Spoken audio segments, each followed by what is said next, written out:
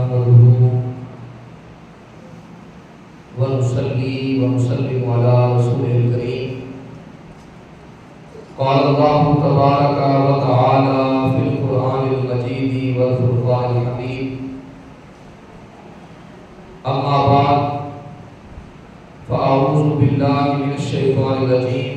بسم الله الرحمن الرحيم. فاصبر على ما يقولون وسبح بحمد ربك قبل طلوع الشمس وقبل الغروب. وقال الله تعالى في مقام آخر فلا تخشوا الناس واخشون.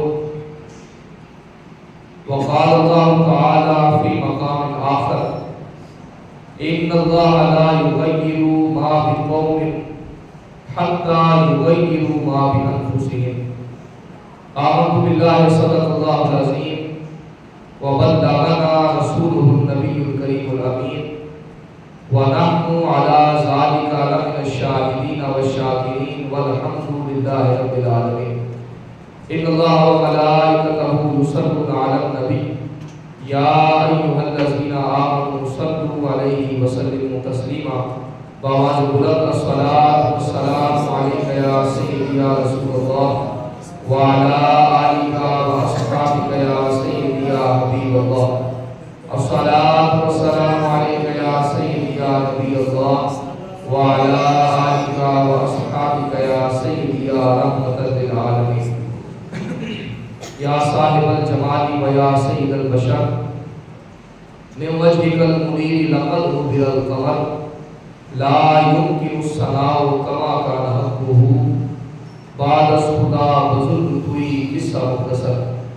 اللہ رب العزت کی حمد و ثنا حضور سرکار دو عالم نور مجسم شفیع معظم حضور ختمی المرتبہ صلی اللہ علیہ وآلہ وسلم کی بارگاہ ناز کے اندر ہدیہ درود و سلام کا نذرانہ پیش کرنے کے بعد دعا ہے کہ اللہ رب العزت میری اور آپ سب کی حاضری کو اپنی بارگاہ کے اندر شرف قبولیت سے سرفراز فرمائے.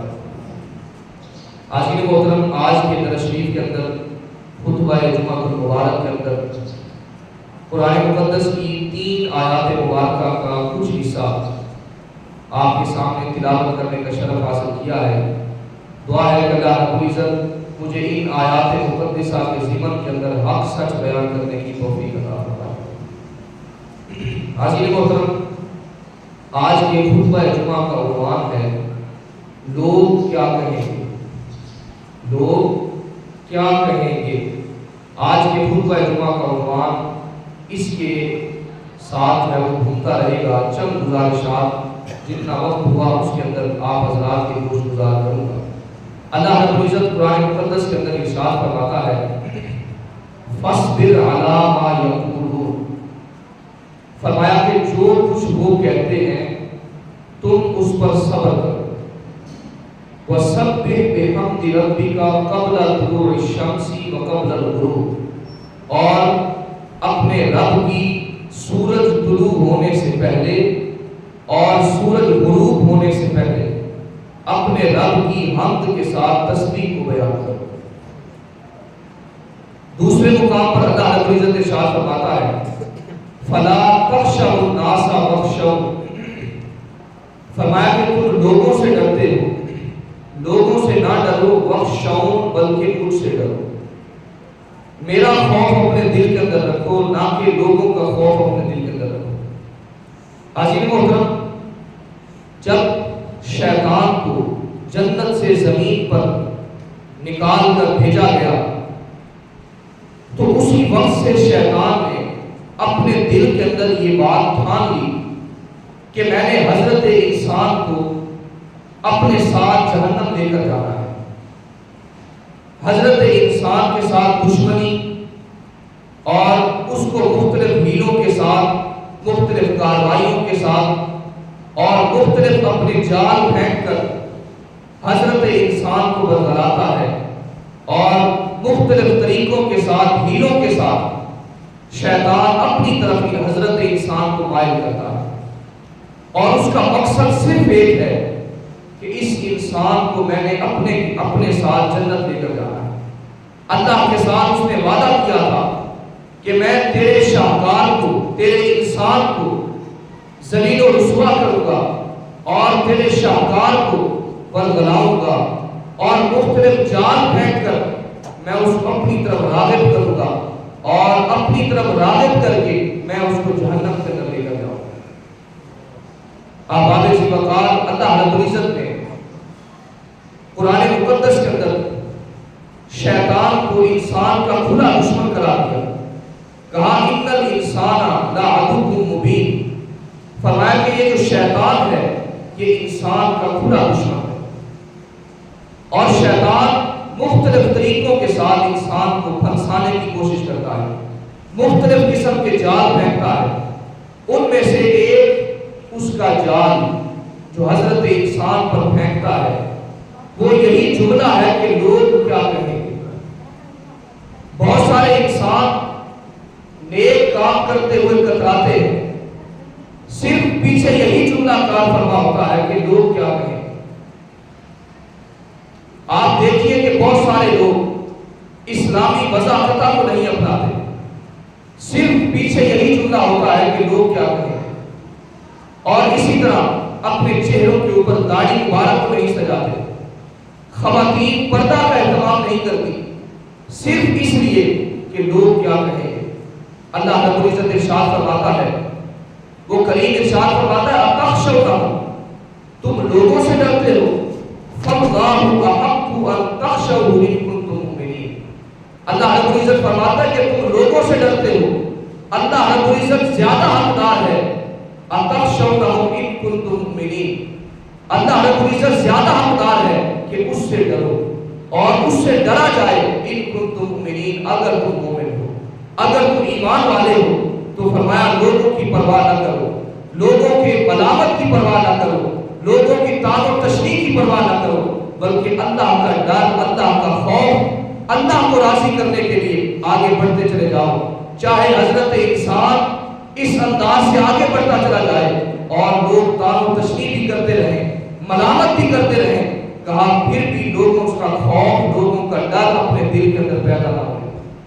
اللہ کا ڈر اپنے دل کے اندر، اپنے سینے کے اندر رکھو۔ عزیز محترم، یہ ایسا جملہ ہے لوگ کیا کہیں گے، یہ ایک ایسا جملہ ہے جو بہت سو کو حق کے راستے سے بھٹکا کر اس نے باطل کے راستے پر متعین کر دیا ہے۔ یہ ایسا جملہ ہے، یہ ایسا زہر ہے کہ شیطان نے ایک ایسا جملہ انسان کے دل کے اندر، دماغ کے اندر راسخ کر دیا ہے کہ اس کے ساتھ انسان راہ سے بھٹکتا ہوا نظر آتا ہے۔ بخاری شریف کی حدیث مبارک ہے، آقا علیہ الصلوۃ والتسلیم نے حضرت دہیہ کلبی رضی اللہ تعالیٰ عنہ آپ کو ایک خط دے کر آپ کو قیصر روم کی طرف روانہ فرمایا، اور اس خط کے اندر آقا علیہ الصلوۃ والتسلیم نے وہاں کا جو بادشاہ تھا جس کا نام ہرقل تھا، آقا علیہ الصلوۃ والتسلیم نے اس خط کے اندر ہرقل کو اسلام قبول کرنے کی دعوت دی۔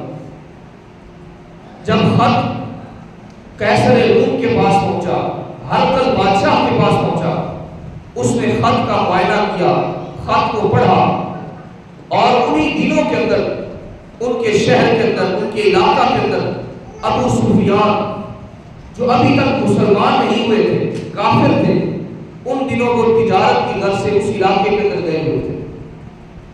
اب ہرقل بادشاہ نے ابو سفیان کو بلایا اور ابو سفیان کو بلا کر آقا علیہ الصلوۃ والتسلیم کے بارے کے اندر کچھ سوالات کیے۔ وہ ہستی کیسی ہستی ہے، اس کی نسل کیسی ہے اور اس کی تعلیمات کیسی ہیں، مختلف قسم کے تقریباً 10 سوالات بادشاہ نے ابو سفیان سے کیے اور آقا علیہ الصلوۃ والتسلیم کے بارے کے اندر جاننے کی کوشش کی، ان کی تعلیمات کیسی ہیں، وہ آپ کو کس چیز سے منع فرماتے ہیں، کس چیز کا حکم دیتے ہیں۔ ابو سفیان نے تمام تر معلومات ہرقل بادشاہ کو دی، اور ہرقل بادشاہ نے کہا خدا کی عزت کی قسم یہ آخری نبی ہے اور یہ اللہ کے آخری نبی ہے اور یہی پوری کائنات کے بادشاہ ہے، پوری کائنات کے بادشاہ ہے۔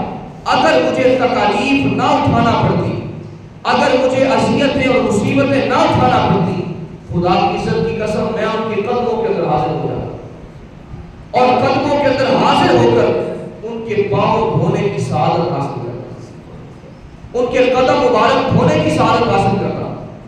اب اس نے اپنے تمام درباریوں کو بلایا اور اپنے دربار کے اندر اکٹھا کر کے اپنی قوم کو بلا کر کہنے لگا، اے میری قوم، اگر تم بقا چاہتے ہو اور سرخروئی چاہتے ہو، عزت اور مرتبہ چاہتے ہو، تو ایک میں حکم تمہیں دیتا ہوں، اس حکم کو تسلیم کر دو، خدا کی عزت کی قسم اس دنیا کے اندر عزت اور مقام پر فائز ہو جاؤ۔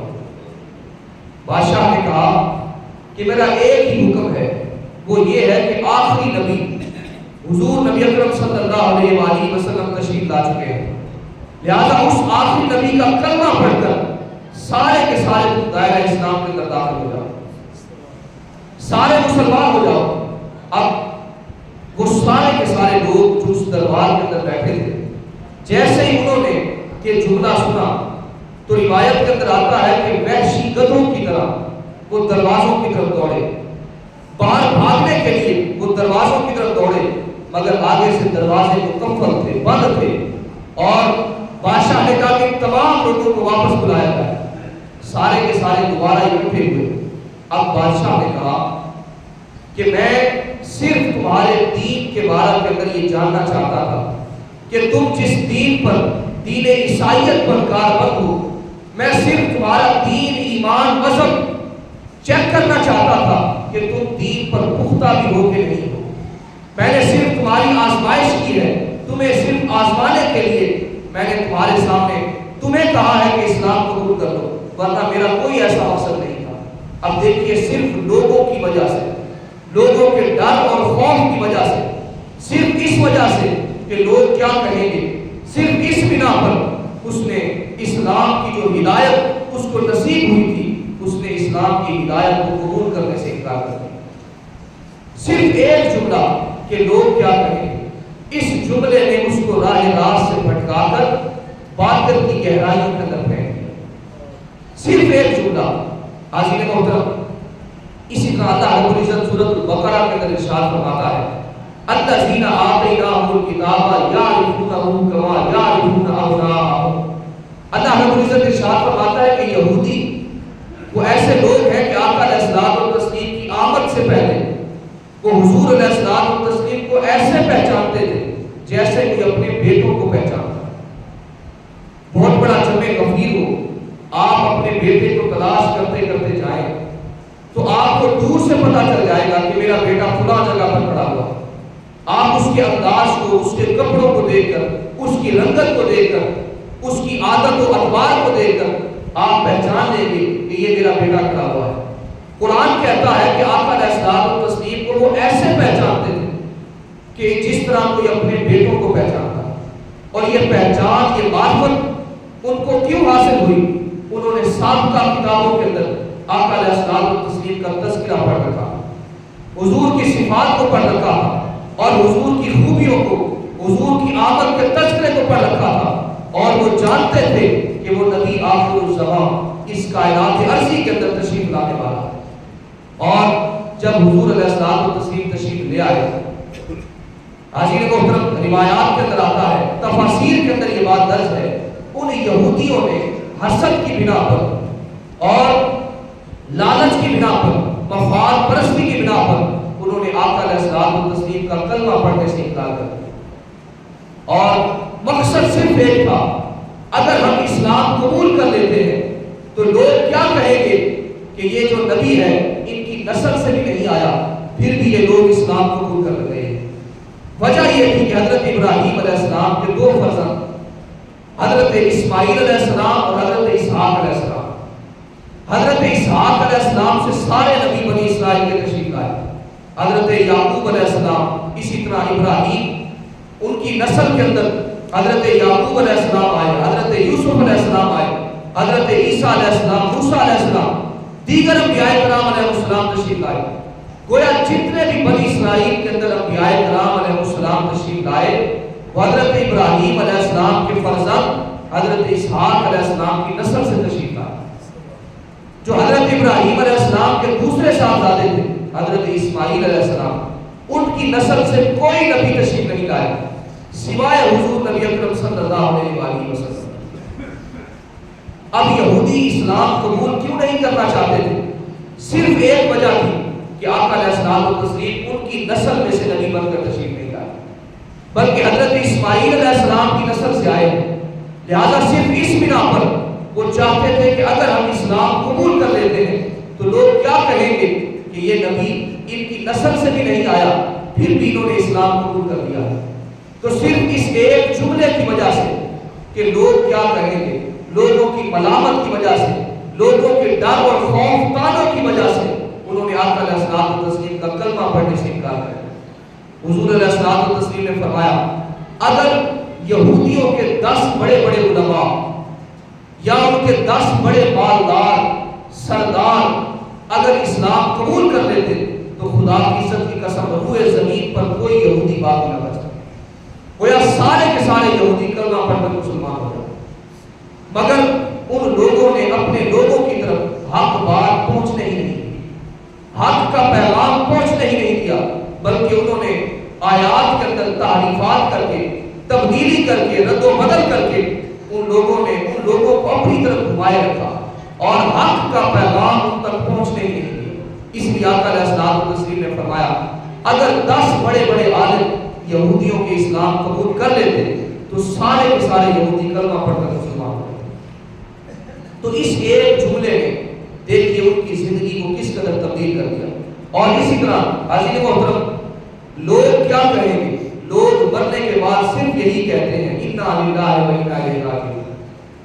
لوگوں کی پرواہ، یہ لوگوں کی پرواہ کرنا چھوڑ دیں۔ ہر شخص اپنے مزاج کے مطابق اپنے ظرف کا اظہار کرتا ہے اور جو کچھ اس کے دل کے اندر، اس کے ظرف کے اندر جو کچھ موجود ہوتا ہے اس نے وہی کچھ باہر نکالنا ہوتا ہے۔ حضرت ابو بکر صدیق رضی اللہ تعالیٰ عنہ آقا علیہ السلام و تسلیم کی بارگاہ کے اندر موجود نہیں ہے، دیگر صحابہ کرام حضور کی بارگاہ کے اندر بیٹھے ہیں۔ اتنی دیر کے اندر حضور کی بارگاہ کے اندر ابو جہل بدبخت آتا ہے اور آ کر حضور علیہ السلام و تسلیم کے شان کے اندر گستاخی کرتا ہے، ہرزہ سرائی کرتا ہے اور اپنی زبان سے اس انداز سے طعن و تشریح کرتا ہے، ہرزہ سرائی کرتا ہے۔ آقا علیہ السلام و تسلیم اس کی گفتگو کو خاموشی سے، آرام سے، تحمل کے ساتھ سنتے رہتے ہیں۔ جب ساری گفتگو، جب گستاخیاں کر کے، ہرزہ سرائی کر کے تھک جاتا ہے، آقا علیہ السلام و تسلیم ایک جملہ فرماتے ہیں۔ حضور فرماتے ہیں کہ تو نے سچ کہا، تو نے سچ کہا ہے۔ اتنی دیر کے اندر تاجدار صداقت حضرت ابوبکر صدیق رضی اللہ تعالیٰ عنہ آپ تشریف لے آتے ہیں۔ آپ آ کر حضور علیہ السلام و تسلیم کی شان کے اندر آپ حضور کی تعریف کرتے ہیں اور حضور کی مدح سرائی کرتے ہیں، حضور کی خوبیوں کو بیان کرتے ہیں، حضور کی صفات کو بیان کرتے ہیں۔ اور آقا علیہ السلام و تسلیم ان کے جملوں کو بھی سننے کے بعد حضور فرماتے ہیں ابو بکر تو نے بھی سچ کہا ہے، ابو بکر تو نے بھی سچ کہا ہے۔ حضرت عبداللہ بن عمر رضی اللہ تعالیٰ عنہ آپ کھڑے ہوتے ہیں، عرض کرتے ہیں حضور بات کی سمجھ نہیں آئی، ابو جہل بدبخت آیا ہے، اس نے بھی آ کر ہرزہ سرائی کی ہے، آپ کی شان کے اندر گستاخی کی ہے، مگر آپ نے فرمایا ہے کہ تو نے سچ کہا ہے۔ ابو بکر آیا ہے، اس نے آپ کی شان کے اندر تعریفی جملے کہے ہیں اور آپ کی خوبیوں کو، صفات کو بیان کیا ہے، لہذا آپ نے اسے بھی کہا ہے کہ تو نے سچ کہا ہے۔ حضور بات کی سمجھ نہیں آئی۔ آقا علیہ السلام و تسلیم نے فرمایا کہ دیکھو مجھے اللہ رب العزت نے ایک آئینہ بنا کر بھیجا ہے، مجھے ایک آئینہ بنا کر بھیجا ہے اور جو شخص آتا ہے میرے اندر اپنے آئینے کو دیکھتا ہے، اپنا آپ دیکھتا ہے۔ لہذا ابو جہل آیا، اس نے اپنا آپ میرے اندر دیکھا اور اس نے جو کچھ وہ خود تھا اس نے وہی جملے اپنے بارے کے اندر دہرانے شروع کر دی۔ اور ابو بکر آیا اور چونکہ یہ خوبیوں کا مالک ہے، صفات کا مالک ہے، عظیم انسان ہے، اور اس نے اپنے اندر، میرے اندر اس نے اپنا آپ دیکھا اور اسی لیے اپنی خوبیوں کو بیان کرنے لگا۔ تو حضور علیہ السلام و تسلیم نے فرمایا کہ مومن کا آئینہ ہے۔ آپ کسی کو برا بھلا کہہ رہے ہیں، دراصل آپ اپنے آپ کو برا بھلا کہہ رہے ہیں۔ لہذا کسی کی اصلاح کریں، تنقید کریں، مگر تنقید مع تنقید نہ ہو، بلکہ تنقید بھی اصلاح کی غرض سے ہو، اس کے اندر انقلاب کی غرض سے ہو، اصلاح کی غرض سے ہو۔ اگر آپ اصلاح کی غرض سے تنقید کرتے ہیں تو وہ آپ کی تنقید بھی باعث عبادت بن جاتی ہے اور اجر و ثواب کی مستحق بن جاتی ہے. اور اگر آپ تنقید کرتے ہیں کسی کو ذلیل کرنے کے لیے، کسی کو رسوا کرنے کے لیے، تو وہ تنقید یقیناً آپ کو ذلت و رسوائی کا سامنا کرنا پڑ جاتا ہے. حاضرین محترم، اسی طرح لوگوں کی پرواہ کرنا چھوڑیں اور اپنے اندر یہ خوبی پیدا کریں کہ آپ کے دل کے اندر اللہ کا خوف موجود ہو. لوگوں کو خوش کرنے کے پیچھے اگر آپ دوڑتے رہیں گے تو خدا کی قسم لوگ کبھی بھی آپ سے راضی نہیں ہیں. اگر آپ ایک ہستی کو اللہ رب العزت کو خوش کر لیتے ہیں، راضی کر لیتے ہیں، تو ساری کائنات کو اللہ رب العزت ان سے راضی کروا دیتا ہے. تو صرف ایک سجدہ جسے وہ گراں سمجھتا ہے 1000 سجدوں سے دیتا ہے آدمی کو نجات. اگر اللہ کی بارگاہ کے اندر انسان جھک جاتا ہے تو در بدر اس کو ٹھوکریں کھانا نہیں پڑتی، در بدر اس کو اپنا ماتھا اپنا سر جھکانا نہیں پڑتا، بلکہ اللہ کی بارگاہ کے اندر جب انسان جھک جاتا ہے تو ساری خدائی کا اللہ رب العزت رخ اس بندے کی طرف موڑ دیا کرتا ہے.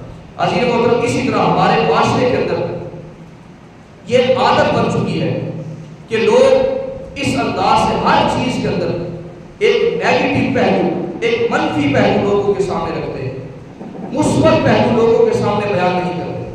اور ان کی یہ عادت بن چکی ہے، وتیرہ بن چکا ہے. آپ بیٹھے ہوں گے، سنتے ہوں گے کہ فلاں 2 نمبر ہے، فلاں 2 نمبر ہے، فلاں ڈاکٹر 2 نمبر ہے، فلاں انجینئر 2 نمبر ہے، فلاں مولوی صاحب 2 نمبر ہے، اسی طرح فلاں ٹیچر 2 نمبر ہے. آپ دیکھیں کہ ہر وقت ان کا جو رخ ہے، جو ان کی گفتگو ہے، وہ منفی پہلوؤں کی طرف دوڑتی رہتی ہے، لیکن کبھی بھی مثبت پہلوؤں کی طرف ان کا دھیان نہیں جاتا. حاضرین محترم، کو کسی پروفیسر نے کہا تھا کہ دنیا کے اندر نقل اسی کی ہوتی ہے جو پہلے اصل جس کی موجود ہوتی ہے. نقل اسی کی موجود ہوتی ہے جس کی اصل پہلے موجود ہوتی ہے. تو ہمارا دھیان اصل کی طرف نہیں جاتا بلکہ ہمارا دھیان نقل کی طرف جاتا. ہمارا مزاج بن چکا ہے، من حیث القوم ہم تان و تشریح کرنے والے بن چکے ہیں، انگلیاں اٹھانے والے بن چکے ہیں.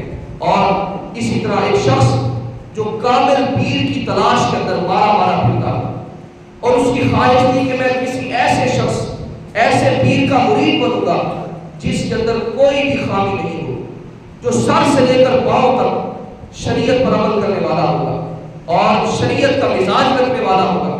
حاضرین محترم، ایک پیر صاحب کے پاس جاتا، کوئی خامی دیکھتا، اگلے پیر صاحب کے پاس چلا جاتا، حتیٰ کہ چلتے چلتے اس نے 99 پیر صاحبان کے پاس جا کر اپنا وقت گزارا، مگر سب کی خامیوں کو دیکھتا اور آگے بڑھتا چلا جاتا. آخر کے اندر 100ویں پیر صاحب کے پاس پہنچا، یعنی 99 پیر صاحبان سے ہو کر 100 نمبر پیر صاحب کے پاس پہنچا اور انہیں جا کر کہنے لگا کہ میں آپ کا مرید ہونا چاہتا ہوں، مگر میری ایک شرط ہے کہ میں آپ کے ساتھ آپ کی معیت کے اندر 2-3 دن گزاروں گا، اور 2-3 دن گزارنے کے بعد اگر آپ کے مزاج کے اندر، آپ کی طبیعت کے اندر، آپ کی کردار کے اندر اگر کوئی مجھے خامی نظر نہ آئی تو پھر میں آپ کا مرید بن جاؤں. اگر مجھے ان 2-3 دنوں کے اندر ایک بھی خامی نظر آ گئی تو پھر میں آپ کا مرید نہیں بنوں. وہ 2-3 دن گزارتا ہے اور کوئی ایک خامی پیر صاحب کے اندر دیکھتا ہے اور اپنا بوریا بستر اٹھاتا ہے، وہاں سے روانہ ہونے لگتا ہے. پیر صاحب نے بلایا، کہا کہ کہاں جا رہے؟ کہا کہ میں نے ایک شرط رکھی تھی کہ آپ کے اندر کوئی بھی میں خامی تلاش کرنے کے لیے آیا ہوں، اگر ایک بھی مجھے خامی مل گئی تو میں آپ کا مرید نہیں بنوں گا، لہٰذا میں خامی دیکھ چکا ہوں، اس لیے میں آپ کا مرید نہیں ہونا چاہتا.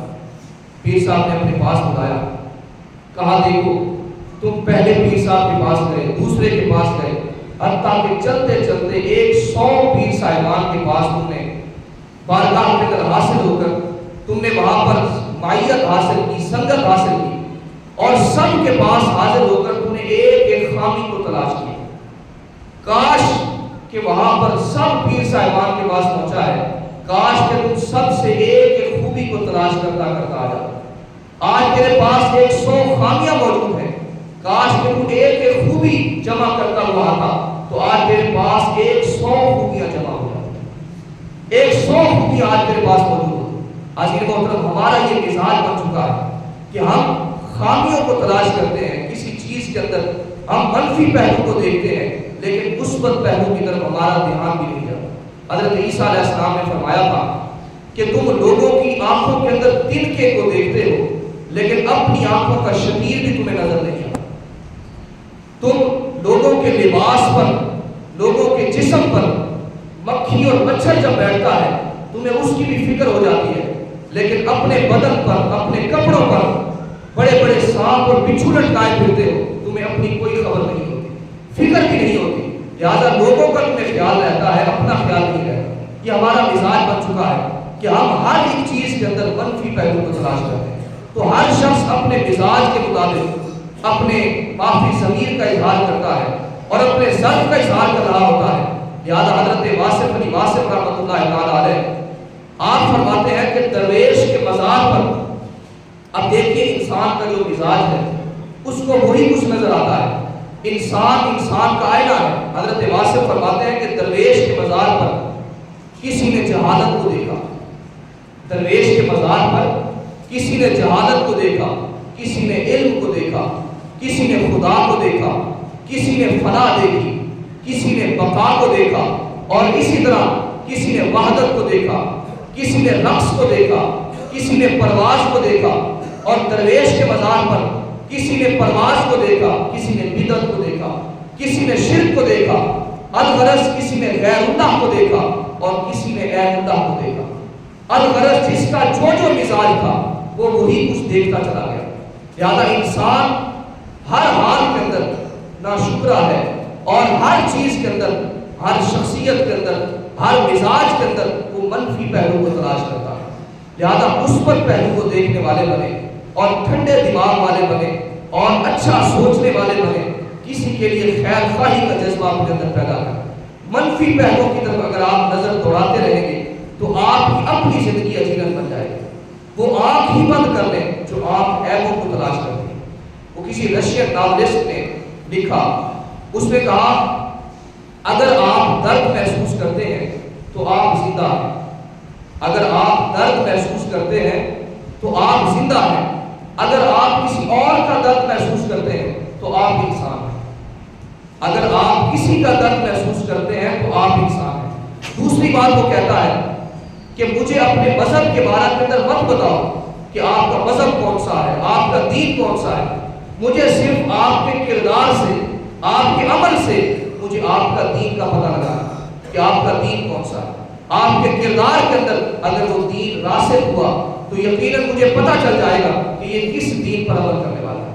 حاضرین محترم، اسی طرح ہماری جو من حیث القوم ہمارا جو کردار بن چکا ہے اور ہمارا جو مزاج بن چکا ہے وہ یہ ہے کہ ہم مسجد کے لیے سر کٹانے کے لیے تو تیار ہیں، مسجد کے لیے سر کٹانے کو تو تیار ہیں، لیکن مسجد کے اندر سر جھکانے کے لیے تیار ہیں، سر کٹوانے کے لیے تیار ہیں لیکن مسجد کے اندر سر جھکانے کے لیے تیار ہیں۔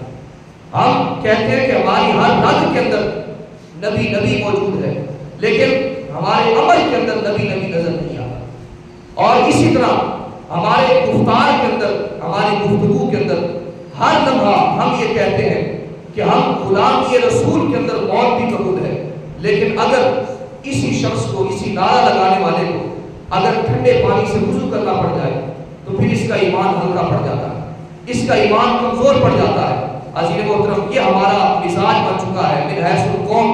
ہم اس ذلت کے اندر آہستہ آہستہ گرتے چلے جا رہے ہیں۔ آپ جاپان کی مثال لے لیجیے۔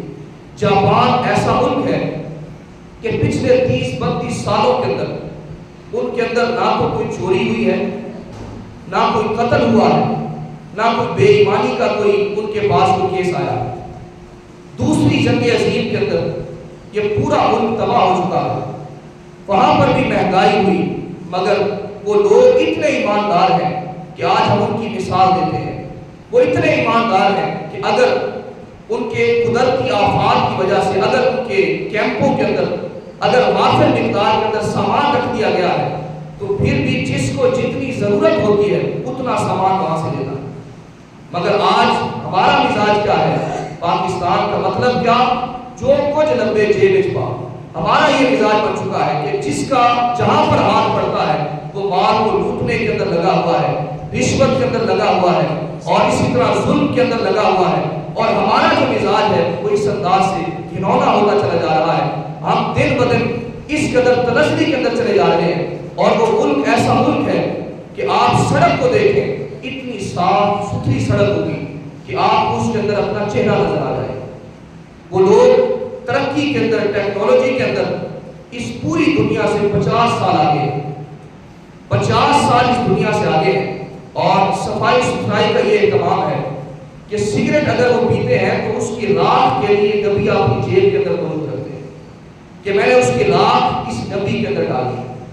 تو اس انداز سے اس کے اندر عدل کا نظام ہے اور امن ہے، شانتی ہے، مگر ایک ہمارا معاشرہ ہے، ہمارا ملک ہے جہاں پر لاکھوں کی تعداد کے اندر اجتماعات کے اندر اکٹھے ہونے والے لوگ ہیں، اور لاکھوں کی تعداد کے اندر حج بیت اللہ اور عمرہ کی سعادت حاصل کرنے والے لوگ موجود ہیں، لاکھوں کی تعداد کے اندر عید میلاد النبی صلی اللہ علیہ وآلہ وسلم کے جلسے جلوسوں کے اندر شامل ہونے والے لوگ ہیں، لاکھوں کی تعداد کے اندر تسبیحات کرنے والے لوگ ہیں، لاکھوں کی تعداد کے اندر ہمارے ہاں نمازیں پڑھنے والے لوگ ہیں، لاکھوں کی تعداد کے اندر درود و سلام پڑھنے والے لوگ ہیں، لیکن پوری دنیا کے اندر دیانت داری کے اندر ہمارا جو نمبر ہے وہ 160ویں نمبر پر آتا ہے۔ دیانت داری کے اندر ہمارا پاکستان کا جو نمبر ہے وہ 160ویں نمبر پر آتا ہے، اور غیر مسلم ملک جاپان جو کافروں کا ملک ہے ان کا جو نمبر ہے وہ سب سے پہلے نمبر پر آتا ہے۔ ہم کس کو دھوکہ دے رہے ہیں؟ اور یہ سوال ہے کہ ہم کس کو دھوکہ دے رہے ہیں؟ ہم اپنے آپ کو دھوکہ دے رہے ہیں، اور یہ تمام تر ہمارا جو کردار ہے وہ اس انداز سے گرتا چلا جا رہا ہے جو ہم جو ہے وہ تنزلی کی طرف جا رہے ہیں، اور ذلت اور رسوائی ہمارا مقدر بنتی چلی جا رہی ہے۔ حضرت اماں عائشہ صدیقہ رضی اللہ تعالیٰ عنہا سے کسی نے پوچھا تھا، اماں جی بتائیں انسان برا کب ہوتا ہے؟ انسان برا کب ہوتا ہے؟ اماں جی نے فرمایا کہ انسان برا تب ہوتا ہے جب وہ اپنے آپ کو اچھا سمجھنے لگ جاتا ہے، یعنی اپنے اندر اس کو کوئی خامی نظر نہیں آتی، کوئی اپنے اندر کوتاہی نظر نہیں آتی، اپنے اندر کوئی غلطی نظر نہیں آتی۔ فرمایا کہ تب انسان برا ہو جاتا ہے۔ نہ تھی اپنے اعمال کی ہم کو خبر، بہادر شاہ ظفر نے کہا تھا، نہ تھی اپنے اعمال کی ہم کو خبر، رہے دیکھتے اوروں کے عیب و ہنر، پڑی اپنی گناہوں پہ جب نظر تو نگاہ میں کوئی برا نہ رہا۔ تو جب انسان اپنے کردار پر نظر دوڑاتا ہے تو پھر نگاہ کے اندر کوئی برا نہیں رہتا۔ اپنی اصلاح کی طرف توجہ کیجیے۔ حاضرین محترم، ہمارا جو عنوان تھا کہ لوگ کیا کہیں گے، یہ ایسا جملہ ہے کہ اس نے انسانیت کی زندگی کو تباہ و برباد کر دیا۔ کتنے لوگ ایسے ہیں کہ جن کو کتنی لمبی عمر ہو چکی ہے، جن کو زبانی نماز پڑھنا نہیں آتی، اور مگر ان کو نازلہ قرآن مجید پڑھنا نہیں آتا، ان کو کلمہ بھی صحیح طرح نہیں آتا، مگر پھر بھی وہ صرف سیکھنا بھی نہیں چاہتے، سمجھنا بھی نہیں چاہتے، صرف اس وجہ سے کہ لوگ کیا کہیں گے، کہ اس عمر کے اندر اس کو ابھی تک نماز پڑھنے کا طریقہ نہیں آتا۔ اور کتنے ایسے لوگ ہیں کہ لمبی عمریں گزار چکے ہیں مگر ان کو سنت غسل کا ہی نہیں پتا کہ غسل کا سنت طریقہ کیا ہے، مگر لوگوں سے پوچھتے بھی نہیں ہیں کہ لوگ کیا کہیں گے، کہ اس عمر کے اندر اس کو ابھی تک غسل کا طریقہ بھی نہیں پتا۔ حاضرین محترم، کتنے ایسے لوگ ہیں جو اپنی برادری کے اندر، اپنے قوم کے اندر جب ان کی لڑائی جھگڑا ہوتا ہے، ان کو پتہ بھی ہوتا ہے کہ ہماری قوم اور ہمارے رشتہ دار غلطی پر ہیں، مگر پھر بھی ان کا ساتھ دیتے ہیں، غلط ہونے کی وجہ سے، غلطی پر ہونے کے باوجود ان کا ساتھ دیتے ہیں، صرف اس وجہ سے کہ لوگ کیا کہیں، صرف اس وجہ سے کہ لوگ کیا کہیں۔ حاضرین محترم، اندازہ کیجیے، یہ وہ لوگ ہیں خاندان کی وجہ سے، رشتہ داروں کی وجہ سے انسان جب گناہ کرتا ہے، اللہ رب العزت فرماتا ہے سورۃ المعارج کے اندر، یوم یفر المرء من اخیہ وامہ وابیہ، اللہ رب العزت ارشاد فرماتا ہے کہ جن کی وجہ سے، رشتہ داروں کی وجہ سے، بیٹوں کی وجہ سے، ماں باپ کی وجہ سے اور اپنی بیویوں کی وجہ سے جس طرح تم گناہوں کے اندر اپنی زندگی کو بسر کر رہے ہو، کہا کل قیامت کے دن ایسا دن ہوگا یوم یفر المرء من اخیہ، جس دن دوست سے بھاگ رہا ہوگا، وامہ وابیہ، اور اپنی ماں سے بھاگ رہا ہوگا، اپنے باپ سے بھاگ رہا ہوگا، ماں اپنے بچوں سے بھاگ رہی ہوگی اور بیٹا اپنی ماں سے بھاگ رہا ہوگا، اور وصاحبتہ وبنیہ، اور وہ ایسا دن ہوگا کہ اس دن انسان اپنی بیویوں سے بھاگ رہا ہوگا اور اپنے بیٹوں سے بھاگ رہا ہوگا. لِكُلِّ امْرِئٍ مِّنْهُمْ يَوْمَئِذٍ شَأْنٌ يُغْنِيهِ. اللہ رب العزت فرماتا ہے کہ وہ ایسا ہولناک دن ہوگا کہ اس دن انسان اس انداز سے ہولناکی کے عالم کے اندر ہوگا کہ ہر چیز سے وہ بے پرواہ ہو جائے.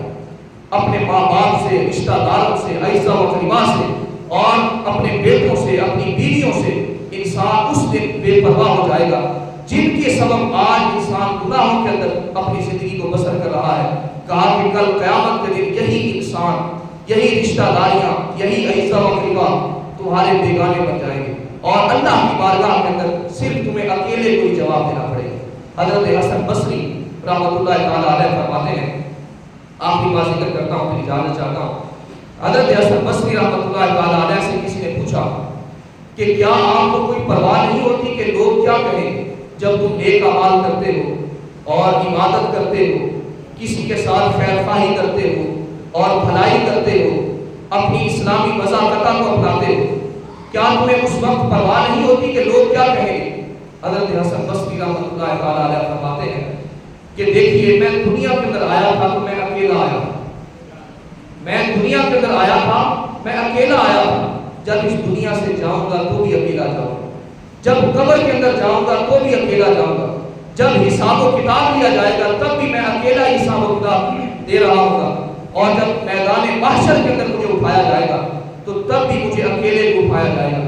اور اگر اللہ رب العزت اپنے کرم سے مجھے جنت کے اندر ڈال دے گا تب بھی میں اکیلا ہی جنت کے اندر جاؤں گا. اور اگر خدا نہ خواستہ مجھے جہنم کے اندر ڈال دے گا تب بھی میں اکیلا ہی جہنم کے اندر جاؤں گا.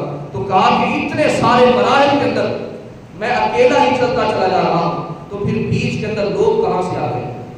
لہٰذا اپنے کردار کو، اپنے عقائد و نظریات کو اس انداز سے مزین کیجیے کہ اللہ کا حکم سمجھ کر کبھی بھی کسی کی ملامت کی پرواہ کیے بغیر، کسی تانے کی پرواہ کیے بغیر، لوگوں کی پرواہ کیے بغیر اللہ کے حکم کو سامنے رکھ کر اپنی زندگی کو بدلیے. اللہ رب العزت فرماتا ہے ان اللہ لا یغیر ما بقوم حتی یغیروا ما بانفسہم.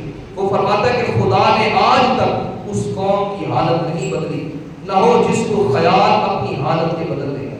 تو جب انسان یہ عہد کر لیتا ہے، ٹھان لیتا ہے کہ میں نے اپنی زندگی کو بدلنا ہے، تبدیلی لانی ہے، انقلاب لانا ہے، تو اس وقت اللہ رب العزت بھی اس بندے کے راستے کو اپنی طرف جوڑ دیا کرتا ہے. اللہ رب العزت ہم سب کو عمل کرنے کی توفیق عطا فرمائے. وما علیہ الا البلاغ. جنہوں نے سنتے ادا کرنے